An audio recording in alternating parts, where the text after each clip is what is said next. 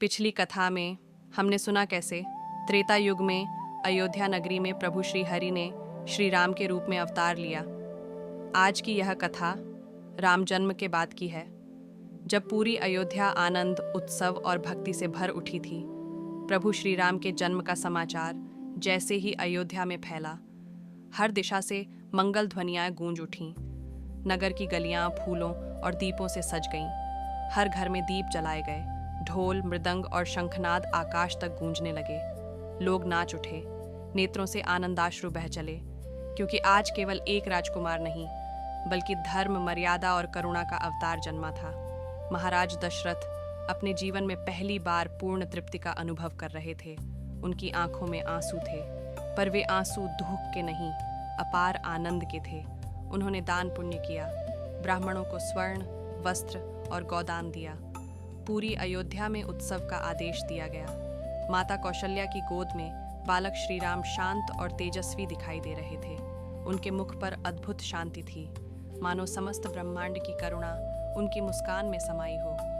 जो भी उन्हें देखता मन ही मन नमन कर उठता। देवता भी आकाश से पुष्प वर्षा करने लगे।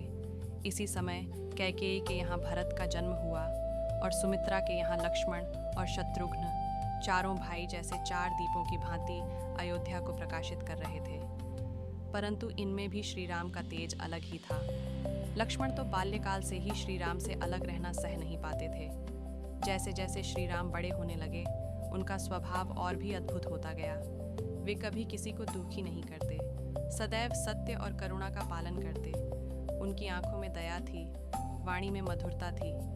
ऋषि मुनि कहते थे, यह बालक सामान्य नहीं है, यह तो साक्षात नारायण का अवतार है। अक्सर ऐसा होता कि जब श्री राम हंसते तो वातावरण और भी पवित्र हो जाता, मानो अदृश्य शक्तियाँ उनकी रक्षा कर रही हों। अयोध्या की भूमि आज स्वयं को धन्य मान रही थी। ऋषियों ने महाराज दशरथ से कहा, राजन, यह बालक एक दिन संपूर्ण संसार को मर्यादा का मार्ग दिखाएगा, धर्म की रक्षा करेगा और अधर्म का नाश करेगा। दशरथ यह सुनकर नम्र हो उठे, पर वे नहीं जानते थे कि आगे कितनी कठिन परीक्षाएं इस राम कथा में आने वाली हैं। आज की कथा में हमने देखा श्री राम के जन्म के बाद अयोध्या का आनंद, बाल श्री राम की दिव्यता और उनका शांत बाल्यकाल।